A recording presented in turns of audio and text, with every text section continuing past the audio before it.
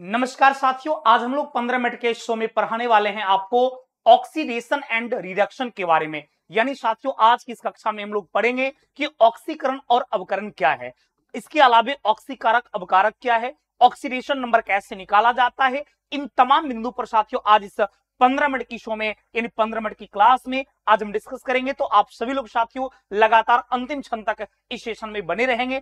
अच्छा लगे तो एक बार आप सभी साथियों लाइक करके कमेंट जरूर करेंगे, अपने दोस्त के भी शेयर जरूर करेंगे ताकि आपके दोस्त भी सेशन से जुड़ सके और उसे भी साथियों काफी ज्यादा फायदा मिल सके। तो जी हाँ, आपने सही सुना है।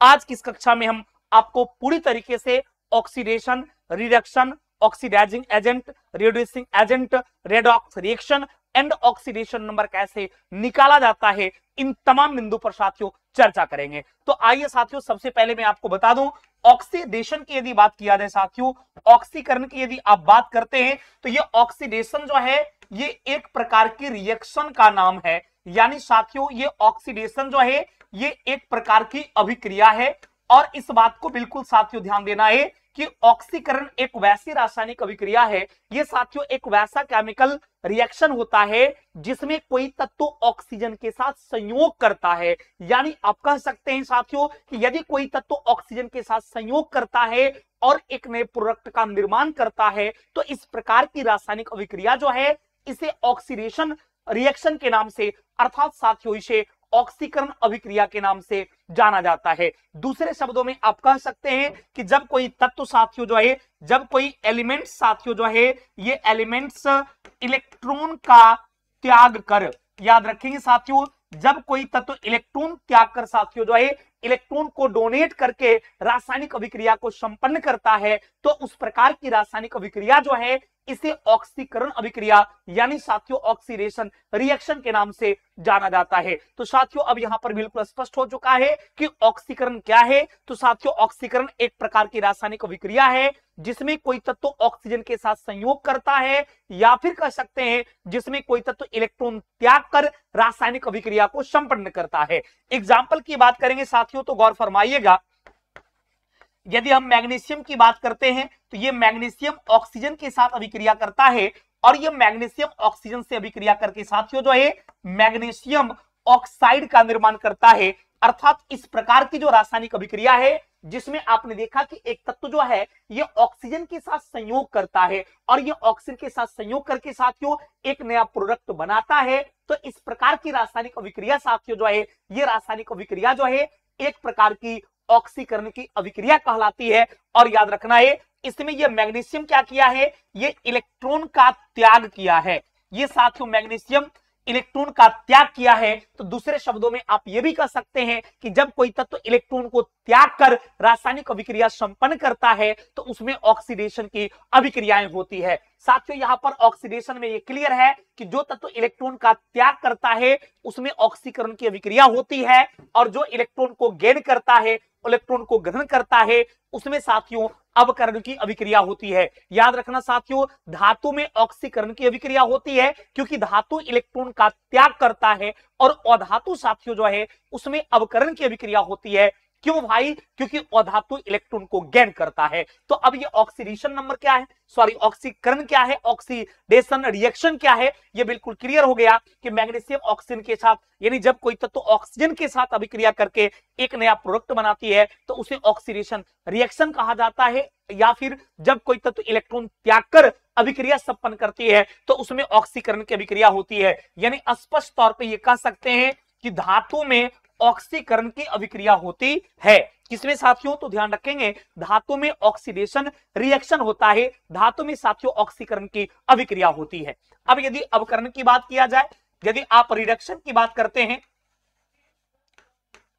यदि साथियों आप रिडक्शन रिएक्शन की बात करते हैं तो रिडक्शन रिएक्शन साथियों साथ जो है ये एक प्रकार की वैसी रासायनिक अभिक्रिया है जिस रासायनिक अभिक्रिया में कोई तत्व हाइड्रोजन के साथ अभिक्रिया करता है या फिर किसी अन्य अधात्विक तत्व के साथ अभिक्रिया करता है तो इस प्रकार की रासायनिक अभिक्रिया जो है वो अवकरण की अभिक्रिया कहलाती है। ध्यान रखना साथियों कि जब कोई तत्व हाइड्रोजन के साथ रिएक्शन करेगी या फिर अन्य किसी अधात्विक तत्व के साथ अभिक्रिया करती है तो इस प्रकार की रासायनिक अभिक्रिया जो है वो आपको रिडक्शन रिएक्शन कहलाता है। यानी साथियों अवकरण की अभिक्रिया कहलाता है। यानी आप कह सकते हैं जैसे ये क्लोरीन अधातु है और ये हाइड्रोजन के साथ अभिक्रिया करती है, तो जब ये क्लोरीन हाइड्रोजन के साथ अभिक्रिया करती है तो ये HCl का निर्माण करती है। तो इस प्रकार की जो रासायनिक अभिक्रिया है इसे अवकरण की अभिक्रिया कहा जाता है, यानी इसे रिएक्शन के नाम से यानी अवकरण अभिक्रिया के नाम से जाना जाता है। तो इस तरीके से साथियों बिल्कुल क्लियर है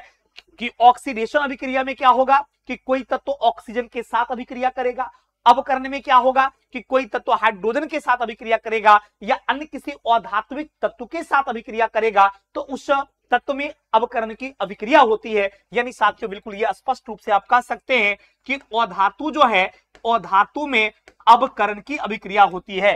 ध्यान रखना साथियों, अधातु में किस प्रकार की अभिक्रिया होती है, तो अधातु में साथियों जो है अवकरण की अभिक्रिया होती है। साथियों ये बिल्कुल स्पष्ट है कि अधातु में किस प्रकार की अभिक्रिया होती है, तो अधातु जो भी है उसमें अवकरण की अभिक्रिया होती है। और धातु की यदि साथियों बात किया जाए तो धातु में ऑक्सीकरण की अभिक्रिया होती है। धातु में साथियों ऑक्सीकरण की अभिक्रिया होती है। और यदि अधातु की बात किया जाएगा तो अधातु में अवकरण की अभिक्रिया होती है। क्लियर साथियों। अब यहां पर एक अभिक्रिया वर्ड है ऑक्सीकारक और अवकारक। साथियों ऑक्सीकारक को इंग्लिश में कहा जाता है ऑक्सीडाइजिंग। ध्यान रखेंगे साथियों, इसको कहा जाता है oxidizing agent, oxidizing agent. And अवकारक को कहा जाता है रिड्यूसिंग एजेंट। अवकारक को साथियों क्या कहा जाता है, रिड्यूसिंग एजेंट कहा जाता है। अब यदि साथियों ऑक्सीकारक और अवकारक की बात करेंगे तो आप यदि इलेक्ट्रॉन त्यागने और ग्रहण करने के आधार पर यदि बात करते हैं तो जो तत्व इलेक्ट्रॉन को त्याग करता है उसमें साथियों अवकारक होता है और जो इलेक्ट्रॉन गेन करता है वो साथियों ऑक्सीकारक होता है। यानी क्लियर हो गया, ये X जो है ये इलेक्ट्रॉन को साथियों क्या किया है, इलेक्ट्रॉन का ये त्याग किया है, तो इसका मतलब ये क्या कहलाएगा, ये इलेक्ट्रॉन को त्याग किया है, अर्थात ये जो है रिड्यूसिंग एजेंट कहलाता है। ये साथियों क्या कहलाता है, रिड्यूसिंग एजेंट कहलाता है। और ये Y क्या किया है, ये इलेक्ट्रॉन को ग्रहण किया है। ये साथियों इलेक्ट्रॉन को ग्रहण किया है और ये क्या किया साथियों, इलेक्ट्रॉन को त्याग किया है। ये इलेक्ट्रॉन को ग्रहण किया है, इसलिए ये साथियों क्या है, ये आपका ऑक्सीडाइजिंग एजेंट कहलाता है। ये साथियों ऑक्सीडाइजिंग एजेंट कहलाता है। यानी आप कह सकते हैं कि कोई धातु साथियों जो है वो अवकारक कहलाता है। और अधातु की बात करेंगे, अधातु ऑक्सीकारक कहलाता है क्योंकि अधातु इलेक्ट्रॉन को गेन करता है और धातु इलेक्ट्रॉन को त्याग करता है। यानी स्पष्ट हो गया कि धातु साथियों जो है, धातु जो है ये इलेक्ट्रॉन का त्याग करता है। ध्यान रखेंगे साथियों कि धातु इलेक्ट्रॉन का त्याग करता है, अर्थात धातु जो है ये अवकारक कहलाता है। धातु साथियों क्या कहलाता है, अवकारक कहलाता है, यानी रिड्यूसिंग एजेंट कहलाता है। और याद रखना इस बात को कि अधातु साथियों जो है अधातु इलेक्ट्रॉन गेन करता है, यानी अधातु इलेक्ट्रॉन को ग्रहण करता है। साथियों ये अधातु जो है ये इलेक्ट्रॉन को ग्रहण करता है, अतः अधातु जो है ये ऑक्सीकारक कहलाता है। इस बात को साथियों बिल्कुल दिमाग में रखिएगा कि आपका अधातु जो है वो ऑक्सीडाइजिंग एजेंट कहलाता है। और यदि अवकारक की बात किया जाए, रिड्यूसिंग एजेंट की बात किया जाए, तो कोई भी मेटल आपका जो है साथियों, कोई भी धातु जो है वो अवकारक कहलाता है। यदि धातु इलेक्ट्रॉन का त्याग करता है, अधातु इलेक्ट्रॉन को गेन करता है, तो अधातु अवकारक, अधातु साथियों ऑक्सीकारक कहलाता है और धातु अवकारक कहलाता है। यानी सभी धातु अवकारक कहलाता है और सभी अधातु साथियों जो है ऑक्सीकारक के नाम से जाना जाता है। तो बिल्कुल ये स्पष्ट हो चुका है ऑक्सीडाइजिंग और रिड्यूसिंग एजेंट क्या है। अब यदि रेडॉक्स रिएक्शन की बात किया जाए साथियों, ध्यान रखेंगे, यदि बात करते हैं आपसे रेडॉक्स रिएक्शन के बारे में, साथियों यदि बात करते हैं रेडॉक्स रिएक्शन के बारे में, तो यह एक वैसी रासायनिक अभिक्रिया है, रेडॉक्स रिएक्शन एक वैसी रासायनिक प्रतिक्रिया है जिसमें आप ध्यान रखेंगे कि ऑक्सीडेशन और रिडक्शन यानी ऑक्सीकरण और अवकरण ये दोनों प्रकार की प्रक्रियाएं जो है सम्मिलित होती है। यानी आप कह सकते हैं कि वैसी रासायनिक अभिक्रिया, ध्यान रखना साथियों कि वैसी रासायनिक अभिक्रिया, वैसी रासायनिक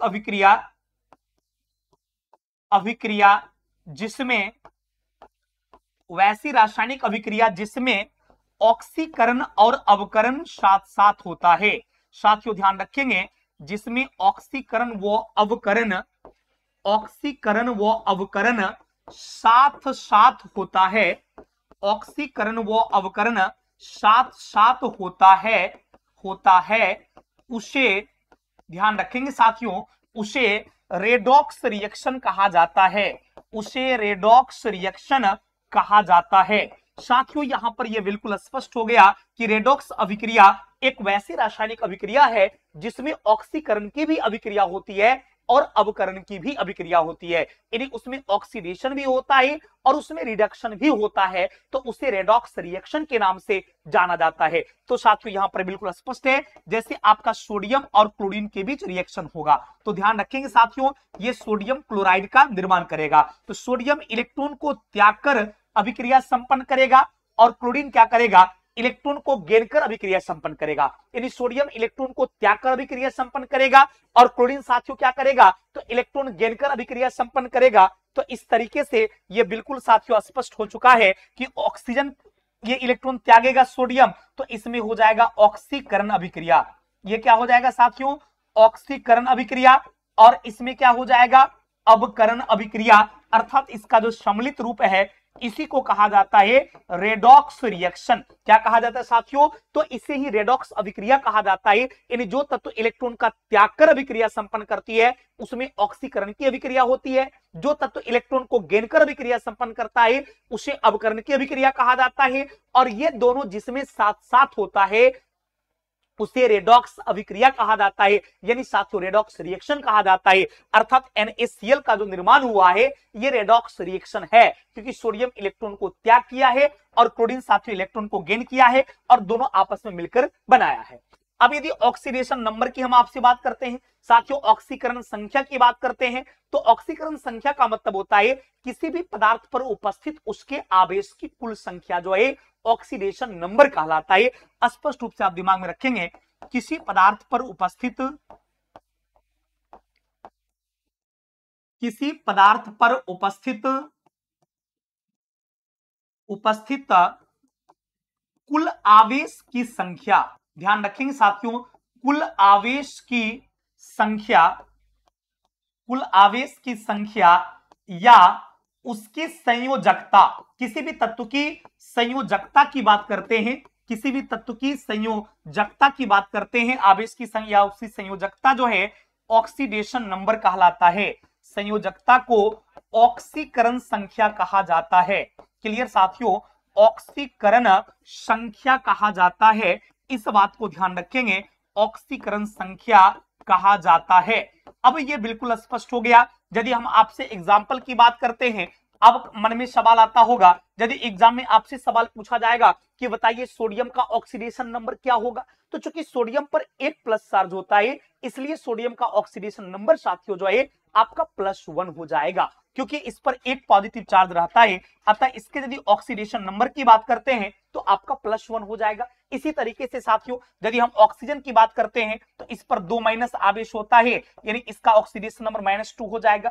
यदि एल्यूमिनियम की बात करते हैं तो इस पर 3 प्लस चार्ज होता है, यानी ऑक्सीडेशन नंबर क्या होगा, +3 हो जाएगा। इतना ही नहीं याद रखेंगे, किसी भी अक्रिय गैस का ऑक्सीडेशन नंबर जो है हमेशा 0 होता है, इस बात को याद रखेंगे। जैसे हीलियम का ऑक्सीडेशन नंबर 0, नियोन का ऑक्सीडेशन नंबर 0, आर्गन का ऑक्सीडेशन नंबर क्या हो जाएगा 0। यानी हमेशा याद रखना बाबू कि किसी भी अक्रिय गैस की बात कही जाएगी तो किसी भी अक्रिय गैस का ऑक्सीडेशन नंबर साथियों 0 होता है, किसी भी अक्रिय गैस का ऑक्सीडेशन नंबर साथियों जो है वो हमेशा 0 होता है। यदि किसी कंपाउंड की बात करते हैं तो किसी भी कंपाउंड का ऑक्सीडेशन नंबर 0 होता है। जैसे NaCl का ऑक्सीकरण संख्या क्या होगा, तो 0 होगा। H2SO4 का ऑक्सीडेशन नंबर क्या होगा, तो 0 होगा। NaCl का ऑक्सीडेशन नंबर क्या होगा, 0 होगा। या फिर Na2O का ऑक्सीडेशन नंबर 0 होगा। H2O का ऑक्सीडेशन नंबर 0 होगा। CaCO3 का ऑक्सीडेशन नंबर 0 होगा। इन्हें आप याद रखेंगे, किसी भी यौगिक के ऑक्सीडेशन नंबर की बात करते हैं तो किसी भी यौगिक का ऑक्सीडेशन नंबर जो है हमेशा 0 होता है। एक बात और ध्यान में रखेंगे, यदि आपसे ये पूछ दिया जाए किसी यौगिक में यदि इस तरीका का कभी कभी क्वेश्चन पूछा जाता, ध्यान रखेंगे, जैसे सपोज करिए सवाल पूछ देगा कि बताइए H2SO4 में सल्फर का ऑक्सीडेशन नंबर क्या होगा। यानी साथियों आपसे किसी यौगिक में यदि एक तत्व का ऑक्सीडेशन नंबर आपसे पूछा जाएगा कि ऑक्सीडेशन नंबर क्या होगा, तो इस बात को आप हमेशा ध्यान रखेंगे, जिसके बारे में पूछा जाएगा उसे आप एक्स मान लेंगे। तो ये सल्फर के बारे में पूछा गया तो इसे एक्स मान लिया जाएगा। तो सबसे पहले H2SO4 में सल्फर का पूछा तो ये पूरे कंपाउंड को 0 के बराबर लिखेंगे, सल्फर को एक्स मान लेंगे। अपने मन से दोनों तरफ तत्व है तो प्लस का साइन देंगे। हाइड्रोजन का तो चार्ज एक ही होता है लेकिन 2 परमाणु है तो 2 हो जाएगा, 2 + एक्स। और यहां पर ऑक्सीजन का -2 होता है, इंटू 4 बराबर हो गया 0। तो अब ये क्या हो जाएगा बाबू, 2 + x plus into minus minus 4 दूना 8 बराबर 0। तो एक्स का वैल्यू क्या हो जाएगा, 8 में 2 बराबर 6। यानी क्लियर हो गए साथियों कि H2SO4 में यानी आपका सल्फ्यूरिक एसिड में सल्फर के यदि ऑक्सीडेशन नंबर की बात करते हैं तो इसका ऑक्सीडेशन नंबर कितना निकल गया, 6 निकल गया साथियों। तो ये सेशन वीडियो आपको कैसा लगा आप कमेंट करके जरूर बताएंगे। अगली क्लास में फिर मुलाकात होगी एक नए वीडियो के साथ, एक नए चैप्टर के साथ। थैंक यू वेरी मच, बहुत बहुत धन्यवाद।